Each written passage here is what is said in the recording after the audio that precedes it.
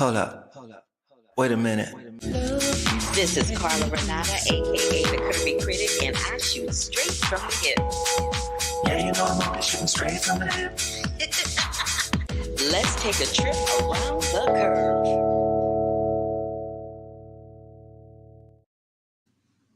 Hey, everybody. Welcome back to another episode of the Curvy Critic with Carla Renata. I am your girl, Carla Renata. Hey. Welcome back to another Sunday of foolishness with me. Anywho, if this is your first time joining me, give me a big thumbs up if you are on the YouTube, if you are on LinkedIn, Twitter, or Facebook Live. Welcome to the show. So today, last week I told you I couldn't review Trap, so I'm going to review Trap today. I'm going to talk about Harold and the Purple Crayon. I'm going to talk about War Game and let you listen and look at an interview from its directors, Tony Gerber and Jesse Moss. I'm also going to talk about a Netflix docu-series rather that's called Dirty Pop.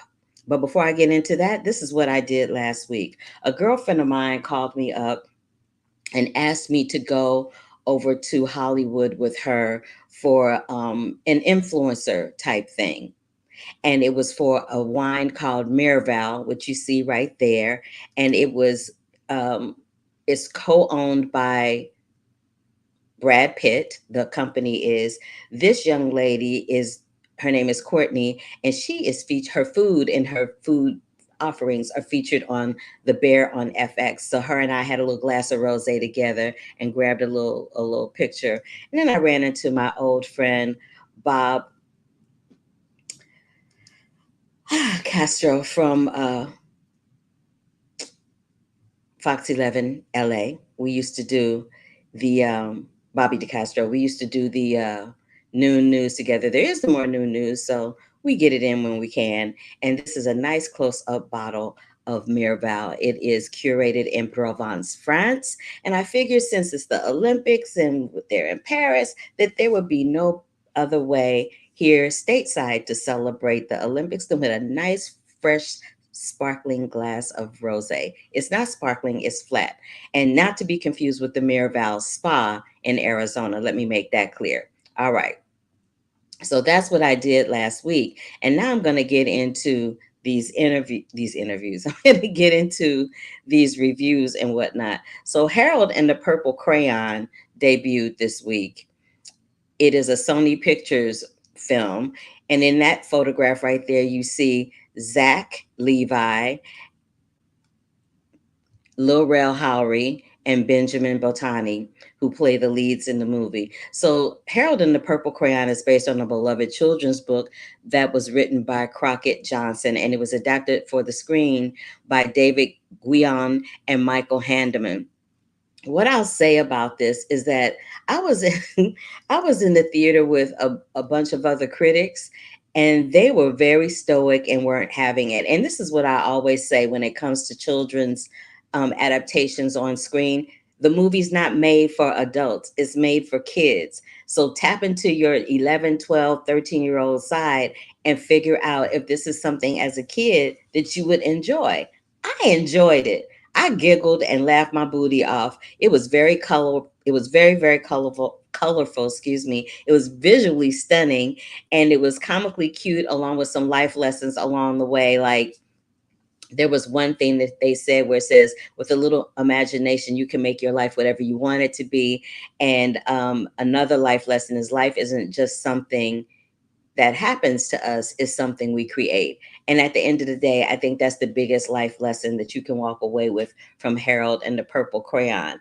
Zoe Deschanel is in it. She plays the mom, Terry. She's a little snoozy. And I'm not sure if that's just her persona, or it's the manner in which she chose to play Terry. But with everybody else being high energy and over the top, she just felt kind of out of place to me.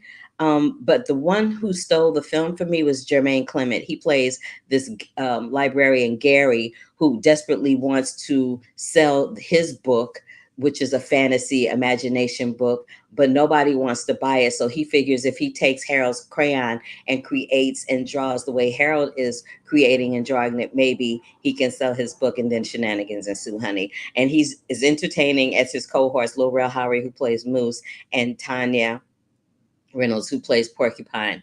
I think this film didn't get such great reviews on Rotten Tomatoes, and that's unfortunate because it's a really cute film. It's directed by Carlos Saldana, and Saldanha, and it is in theaters right now.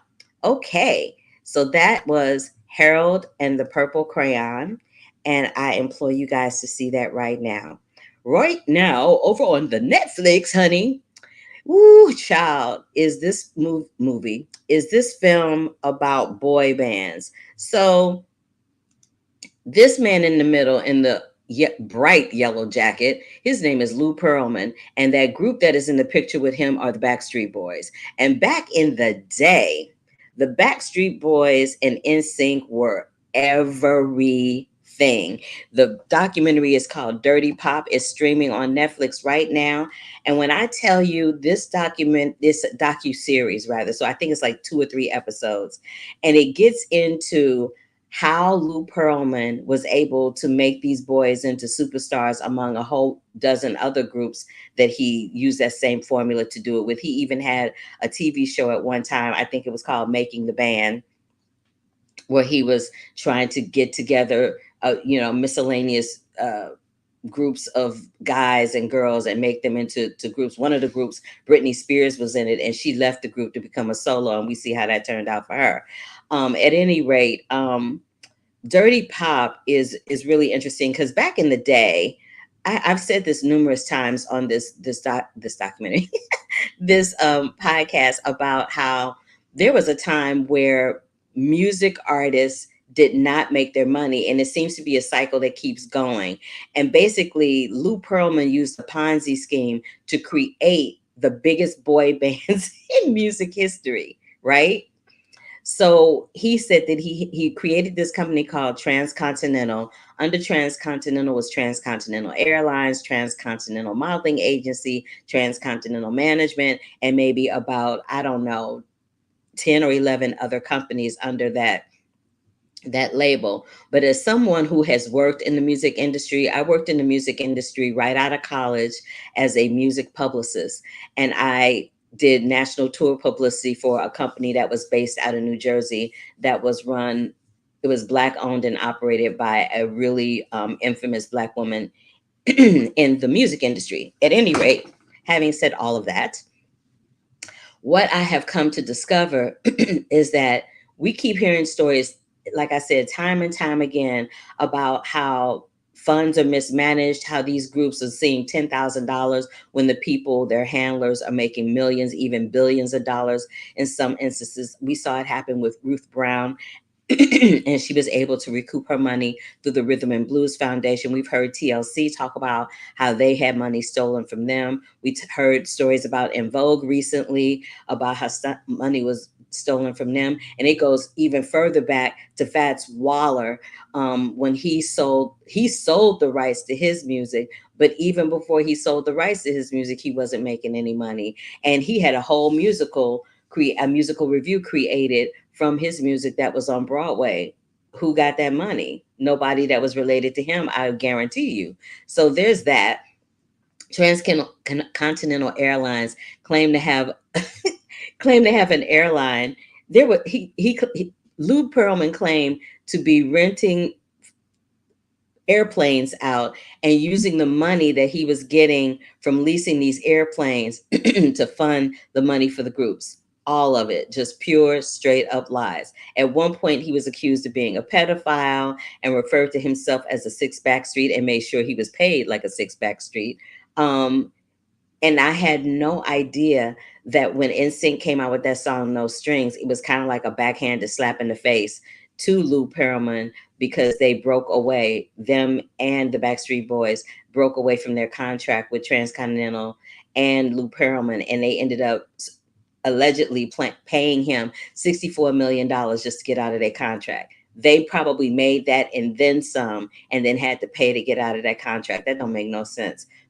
both of these groups now, since they broke away from Transcontinental and Perlman, they've toured together and separately and probably made back the money that they lost and then some. Lou Pearlman, however, was he went to jail and he died in jail for a heart condition. He had to have emergency heart surgery and he did not make it on the other side of that. But I highly suggest you check out Dirty Pop on Netflix. It's really quite intriguing, if nothing else. And these two young men, one of them was in the Backstreet Boys, the other one was in NSYNC. The one on the right went into business dealings with Lou Pearlman and ended up being on the run with him when he got arrested. It's all so incredibly sad. But yeah, check that out. It is currently on Netflix. Now I want to talk to you a little bit about this film right here. It's called Dance First. And if you've heard anything about Samuel Beckett, the playwright, then this film is a very unconventional biopic on Samuel Beckett. And Gabriel Byrne plays Samuel Beckett. Now, the thing that's intriguing and very interesting about this particular film is that Gabriel Byrne is playing two parts. He's playing Beckett in the present and in the future. And it's really quite interesting to check it out because it's, I don't even know how to explain it. Whenever I watch actors doing the same part over and against themselves, that's always fascinating to me for one reason or another, because as a film head, I look at that and I go, I know that was hard to shoot. I really want to know from James Marsh, the director, how that was shot. And James Marsh, the director, by the way, also was the director for The Theory of Everything and The Man on Wire. But the concept of this other world of two Becketts is really intriguing. There's a woman in the play that plays his, there's a woman in the play that plays his wife. Her name is Sandrine Bonnaire. Spectacular. Like, I really hope, I think this film is not going to get seen by a lot of people, and that would be a travesty because artistically it's brilliant. It's mostly in black and white until we get to the present and then it turns to color. I love those kind of films. But Sandrine, who plays Beckett's wife, Suzanne, oh, she is cinematic gold. Fabulous. Gabriel Byrne is good, but Sandrine as Suzanne and the young man who plays Samuel Beckett as a younger man, Fiona O'Shea, well, chef's kiss to both of them. They're excellent.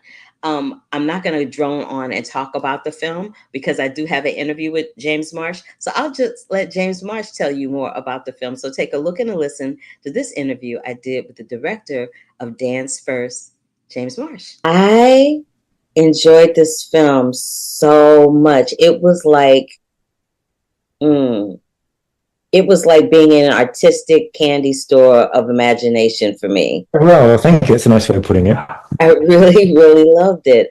And I'm most interested in how you were able to work with Gabriel Byrne on the two Becketts, because unlike most of the films or TV things that I've seen where actors are playing the same part, they seemed extremely close together. I can't imagine that was easy to shoot. One of the main challenges of the script, if you're Gabriel, is that there are two versions of the same character and they have to play against each other. And we had a very low budget, so we couldn't do it in a fancy sort of Marvel comic universe way. It had to be done in camera, which made it very fiddly and very difficult, actually, because it's time consuming. And Gabriel has to then play, one character who's a bit like the other character, but he's different. So, and the other thing that made this quite difficult was normally in a production, you don't choose to do the most difficult thing first. You want to get the characters warmed up and then you embark upon something like this. But we had to do this on day one at 6 o'clock in the morning. Our first setup was shooting the two Becketts for reasons I won't bore you with. Which both Graham and I thought, this is terrible. We've got to do this really difficult thing straight away. How's it going to go? So we started off, but we're doing it in camera. So we put Gabriel on one side of the frame, and on the other side of the frame is a tennis ball on a stick, which he's talking to. He then talks to that, then he does this side of the character. Then he changes costume. Then he goes on this side and becomes where the tennis ball was. That becomes him, and the tennis ball goes here. And it was kind of difficult. It didn't really work very well. The first morning, it was kind of hard to do. So then we replaced the tennis ball with a person, which was me initially. Then it was also the assistant director, and that became much easier. He was talking to a person. And that made it work. So it was difficult, and it's very challenging for an actor to do that because it's fiddly, and you can't go into certain parts, and you can't move into certain parts of the frame. You've got to be like this, or you can do that, and so it was difficult. And also you have to act, against yourself, and so it's a real challenge for an actor to do this, particularly with a low budget film. But I think we pulled it off. At least I hope we did. Yeah, that becomes I would say the film. I would say so, because I was very intrigued. You know what else I was intrigued about? There's so many films nowadays that don't leave stuff up to the audience's imagination. Like they just spell it out for you in a bazillion different ways. And I love that the most intimate scene in the film was kind of like, it was like moment placed where he sleeps with Suzanne for the first time. I loved that, because it left up to our imagination how they were intimate. We didn't need to see it. What was the decision to do it that way? So I think it's always better when films allow the audience to make discoveries and put things together for themselves.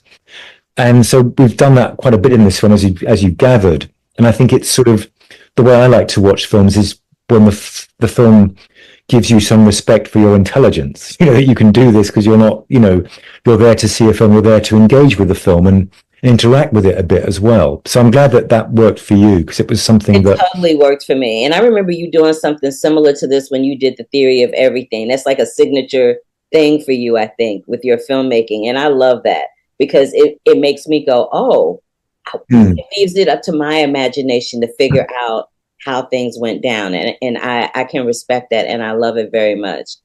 Also allows you to avoid, sometimes sex scenes, to be blunt, which I always find to be, if they're in a film, they have to be there for a reason.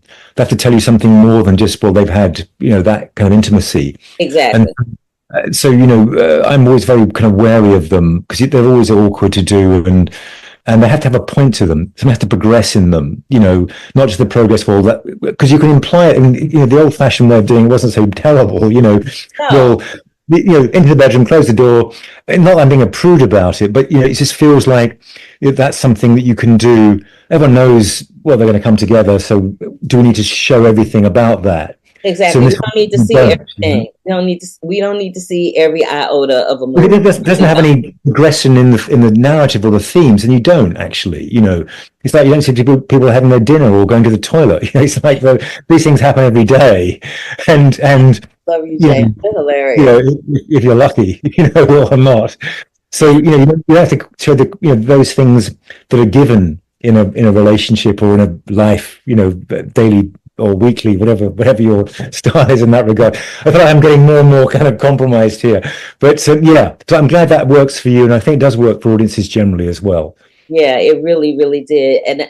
And another thing that I noticed about your filmmaking is that you're really big on imagery. Like there was that moment with the moth to the flame. There was a moth and a flame, and it was indicative of Suzanne and Sam. And then there was the other moment when Suzanne's life ceases to exist, and their hands are placed in, his hand is placed on top of hers, and their wedding rings almost touch, but not really, which was very indicative of how their life was throughout the film. Well, I'm glad you picked up, because I did that so carefully, and I thought, well, not many people are going to get that, but I'm so glad you did. Oh, good. That made my day, to be honest. Immediately, I got that. I loved that. I'm so pleased. I am huge on imagery. That's why I love talking to directors. I'm not your normal run-of-the-mill film critic, because and probably because I'm a woman, I pick up on things that probably a woman would pick up on. Like a woman would look at that and see those two rings perpendicular to each other and be like, oh, they're not, because he could have placed his hand with the ring right on top of the ring. No, this was something we did very deliberately. And so, I mean, you do these things, sometimes you think, well, I know it's there. The actors know it's there. And we've done it for a reason, but not everyone's going to pick up on this. But I think generally, as a filmmaker, you look to distill things into images if you can, to stand for things. It's a visual medium. You want to be able to create images that tell you something, that give you information, but give you something else as well, something maybe aesthetic as well as information. And you can do grace notes, which I think that was one of them, sometimes quite consciously with an image that can stand for something. So I'm glad that that our efforts weren't in vain, Oh, basically. not with me, they weren't. They were right on time. There was something else that stuck out to me as well. How can I say this? So in this film, I felt like we were seeing how pain informs Samuel Beckett's life and his imagination, right? What has informed your imagination as a director? We talked about a lot of things that inform you as a director, but Indeed, what an interesting question.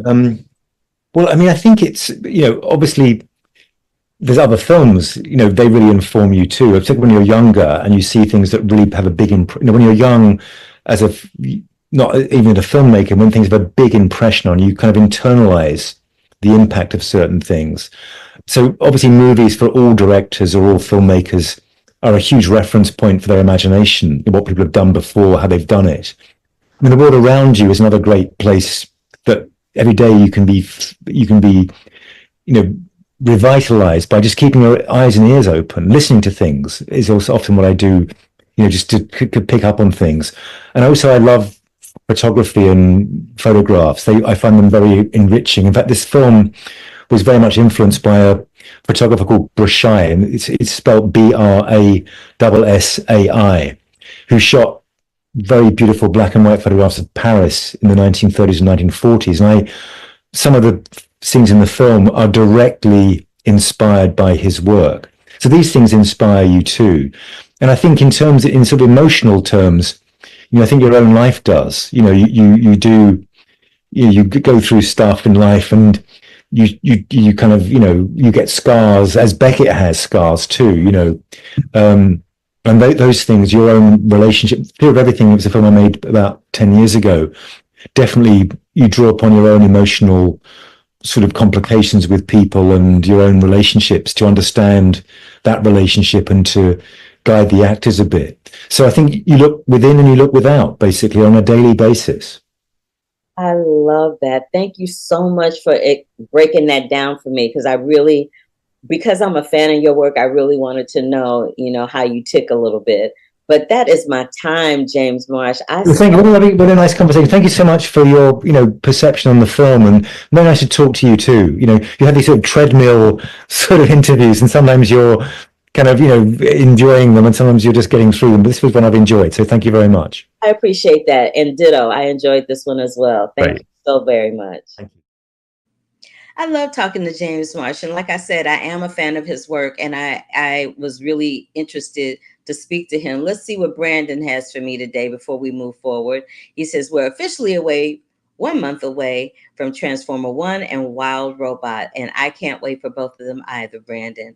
All right, so just as a reminder, people, go see Dance First. It is in theaters right now, and it's distributed by Studio Canal UK. You'll probably find it in an indie theater. Again, it stars Gabriel Byrne along with his cohort, Sandrine, who is right there in that photograph with him. Love this movie so much. Dirty Pop is on Netflix right now, streaming, talking about the Backstreet Boys and their management, Lou Pearlman, and how they navigated having money stolen from them. Harold and the Purple Crayon is in theaters right now. And check out this Miraval wine, you guys. Here is the link to it, just so that you can see it and get a screenshot of it and get it. It is Angelina Jolie and Brad Pitt's wine company. All righty. So what was the other movie I talked about? Oh yeah. So that's all of the movies that I talked about. I'm going to get into this movie War Game, but before I get into War Game, I'm going to get into a little trap because I said I would, and I like to keep my word. So trap, I'm finally able to talk about this film. I wasn't able to talk about it before because it was still under embargo. It is M. Night Shyamalan's seventh movie. He wrote, directed, and has like a little cameo in it. It stars Josh Hartnett, Salika Shyamalan, Haley Mills as Dr. Josephine Grant. Salika plays Lady Raven, and Ariel Donahue as Riley. This film was created by Shyamalan and his daughter based on conversations they had about both movies and music. And he began to wonder if, maybe they could do a thriller that encompassed movies and music, i.e., now we have Trapped. It feels a little bit like Psycho meets Purple Rain to me, which I kind of loved. Cooper, played by Josh Hartnett, has some mommy issues. And so it's so interesting that he's married with a daughter and he's running around killing people. Hartnett is very stealth and creepy and convincing as a daddy serial killer. And Salika's music is fantabulous and very, very catchy. The staging was very convincing. I thought I was like at, a Taylor Swift or Beyonce concert. And a little bit about the film. Cooper, a serial killer dubbed the Butcher, joins his teenage daughter, at a concert for pop star Lady Raven, an event he realizes is a trap set by the police to catch him. And then he does everything he can to get out of it. Stay for the end credits, though. You'll see something funny. There's many comical moments in this film, which is unusual, but not unusual for M. Night Shyamalan's films. But I kind of loved it. It lightened up it gave some levity to a very serious, very intense thriller type of film. I enjoyed it. It was fun. So it's in theaters right now, and it is called what? Trap. Okay, so the last film is War Game, y'all. Now, War Game is a very intense film. Let me tell you a little bit about her, Miss War Game, because she's a lot. So the film is produced by Warren Littlefield, who used to be the president of NBC, and it's directed by Jesse Moss and Tony Gerber. Jesse Moss and Tony Gerber are friends, and I met Jesse Moss when I talked to him about his other documentaries that are government-based called Boy State and Girl State, which I've reviewed on this podcast before. It opened in New York City only on August 2nd, and it has additional markets that are being added on August 9th, which will include Los Angeles and Chicago. And at that time, I will have another interview with Janisa, who is featured in the film. But for right now, War Game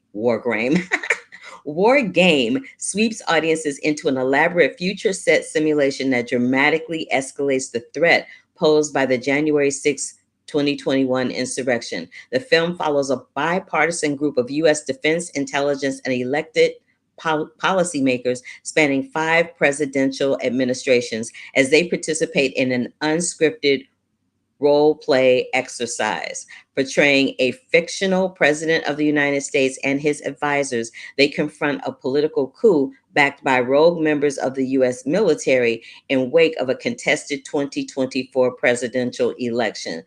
Like actors in a thriller, but profound real-world stakes, the players have only 6 hours to save American democracy. I'm going to let you guys listen to this interview that I did with Jesse and Tony, and then I'll come back and tell you a little bit more about the film. Take a look and listen to this interview with Tony Gerber and Jesse Moss about War Game. I watched this, y'all. I was so stressed out. I was like, what is happening right now? So I'll just pose this to you, Jesse. What is it that keeps bringing you back to these projects that put our government on blast cinematically and trying to hold them accountable? Because I'm there for all of it. I'm just saying. I think I'm just, I'm trying to get away from making political films, but how can I? Because, of this moment we're living through, and as an artist and storyteller, like I have to confront the questions that consume me. And I have to keep trying to find creative ways to confront those questions and tell those stories. And every time I swear them off, another one like War Game comes through the door, and I think this is extraordinary. This is a film I want to see. Tony and I made a film that is, you could call the prequel to this film 15 years ago. So we've been waiting 15 years to do this follow-up collaboration. It's also a film about a war game in the U.S. Army. So I think it was destiny. And I think it was a great way for me personally to process what we lived through January 6, 2021, which I think we're all as Americans struggling with. But also we're looking for hope, right? And you mentioned this was a little bit scary. It is. But when I met these people who were putting this exercise together, Janessa, Linda Singh, Heidi Heitkamp, I like them and they inspired me, and they're not sitting on the sidelines. They're fighters and they're patriots, and they are trying to protect our democracy. And I thought I'm gonna hitch my wagon to their wagon train and see where it takes me. I appreciate that. So basically, Tony roped you in. I got it. Which brings me to Tony. So you guys got these high-level officials to participate and agree to do this film, knowing that some of the knowledge that they have is going to be in a film that's going to live in perpetuity in terms of how our government works. Even though this was a war game, some of what they said is very, very true. How did you get these people to participate in that and let the world see it, game or no game? And Tony, I'll start with you. Yeah, that's a good question. So all the folks who role play and play the part of President Hotham and his inner circle of advisors are in a network of consultants and allies to Vet Voice, which is a national nonpartisan veterans organization. So they organized and staged the war game, which was in response to an op-ed written in the Washington Post by 3 retired generals calling for the government to war game the scenario of the next contested election, but this time with the idea that elements of the active duty military have become radicalized, and could potentially side with the losing candidate. Okay, so those retired generals, put this out to the world. This is an imminent threat. Vet Voice stood up and said, "We will do this. We will rise to the challenge, and we will organize a war game."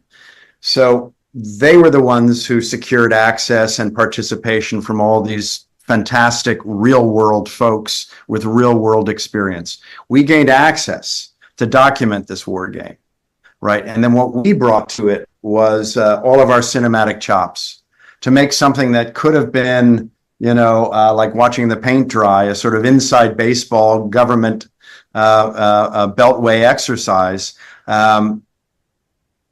We crafted that into a thriller because we want this film to have the broadest audience possible.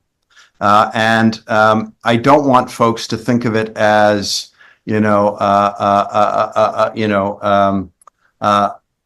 a piece that's about voting one way or another. It's not. It's about what we can all agree on, hopefully, that is worth fighting for and worth protecting in our democratic process. It's so funny that you called it a thriller, and what you said about getting people from both sides of the aisle. So it's not a partisan project. It's very much a nonpartisan project to show what would happen if something like an insurrection did occur again, which brings me to this. When something like an insurrection happens, do you think it's more about politics than security, vice versa, and why? And I'll let Jesse start this time. Yeah. Well, it's actually something that's addressed in the film, and why you see people who are nonpartisan, who are veterans of the U.S. military, who have spent their careers not taking a side, but actually defending the country and the Constitution. And yet these decisions that the president has to make, he's an elected political official, but he actually governs the country, and the people are his constituency. And so I think watching the president in this scenario sort of navigate these questions of politics and party and security is a reflection of the real world environment in which our presidents, our leaders govern and manage these crises. And I loved making this movie because I felt like I had a seat in the White House Situation Room, and I could watch the president wrestle with this decision. Normally we watch The West Wing or a movie, and these are people with who've sat at that table, who have been U.S. senators and governors and four-star generals. They know what they're talking about. They're not actors, and they're drawing on their experience. And I felt privileged as an American to watch how hard it is to make some of these decisions that you mentioned about keeping our country secure, our democracy secure, the peaceful transfer of power secure. And what they say about the president is if the problem reaches his desk, it's a really bad, tough problem. And I think that's what we see here is one of the worst problems. They call it the nuclear option, this Insurrection Act, which is the power the president has to deploy U.S. military on domestic soil. And we need to talk about that. The definition of terrorism is deploying violence for political ends, right? So we are talking about domestic terrorism. I think we live in an era in which we cannot agree on truth. We cannot agree on the fundamentals.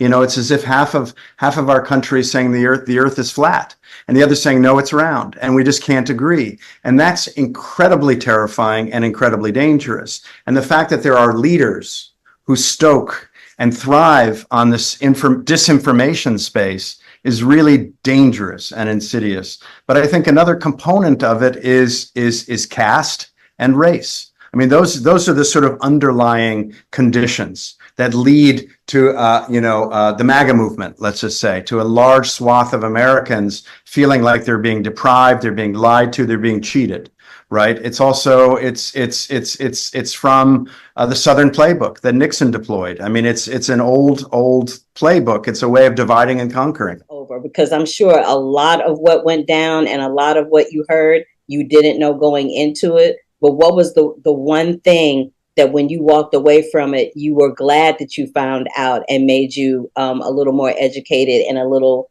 more well-rounded in terms of this particular subject? I knew that 1 in 5 of the insurrectionists on January 6, 2021 were military veterans, but I don't think I myself had thought seriously about extremism in the military. And I think what I learned from Janessa Goldbeck, a former Marine and now the head of Vet Voice, is that the military is America in all its strength and some of its weaknesses. And it's not disloyal or unpatriotic to expect the institution to look at itself, and if it has a problem with extremism, to root it out. And then I learned this term that I love and I hold on to now, which is a normalcy bias. Right. And maybe this is a powerful term to share with your listeners. It's the idea that because something has always been one way, it will always be that way. So the idea that the ship of state has always righted itself. We went through the civil rights movement. We survived. We went through the assassination of Dr. King and JFK. We survived.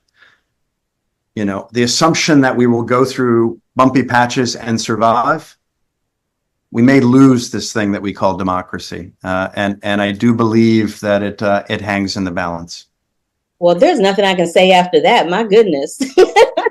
You put a nice little bow on it for me. Thank you so much. This was a really important interview for me to share with you guys, because this is the thing. We've had a really funky couple of weeks in terms of democracy and who's going to run for president on the Democratic ticket. And it's just been a lot going on. And so I thought it was important to at least interview these filmmakers and bring my audience to them and vice versa, because I think it's important to be as well educated and informed as possible. Please do yourselves a favor and watch War Game at the theater. It is very intense. It is very educational, but it is entertaining. It is entertaining. And if you haven't seen Civil War and or Origin, I suggest that you have like a little movie marathon and watch all 3 of those films at the same time, because they all give different types of context on that particular subject. Again, the film is called War Game, and it is directed by Tony Gerber and Jesse Moss. Just to recap what I talked about today, I talked about Trap, I talked about Harold and the Purple Crayon. I spoke with Tony Gerber and Jesse Moss about War Game. I talked about Netflix documentary series Dirty Pop. I also told y'all to go get you some Miraval wine, courtesy of Angelina Jolie and Brad Pitt. And I talked about Dance First with Gabriel Byrne and its director, James Marsh, where he is playing the prolific playwright Samuel Beckett. In the next couple of weeks, I'm going to have a documentary that I saw at Sundance called Daughters, which is going to break your heart and warm it all at the same time. It Ends With Us. I will be watching and reviewing that next week. Cuckoo is coming up, a documentary called Sugarcane, and of course, the Borderlands movie, all coming up on the Curvy Critic with Carla Renata next week. Let me check the chat room one last time and see what's happening over here. Hey, Sav Productions, love you, mean it. Nice to see you. All right. Again, every time I talk about something on this podcast, you can always find it at this website right here, thecurvyfilmcritic.com.